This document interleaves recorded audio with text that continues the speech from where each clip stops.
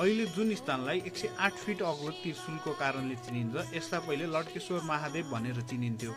यो पवित्र स्थल पुग्न काठमाडौँबाट करिब 3 देखि 4 घण्टाको यात्रा गर्नुपर्छ।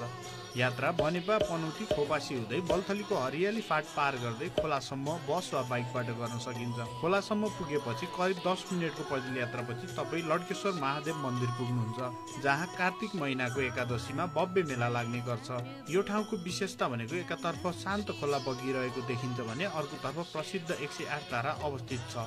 जनविश्वास अनुसार दशहराको समयमा ती धारामा स्नान गरेमा छाला रोग निको हुन्छ भन्ने मान्यता छ। हामी गएको बेला त्यहाँ संरचनाहरू कामहरू भइरहेका थिए, तर अहिले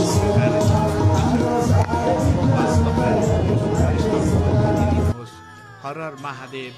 यस्तै जानकारीमूलक र रमाइला भिडियोहरूका लागि हामीलाई फलो गर्न नबिर्सिनुहोला।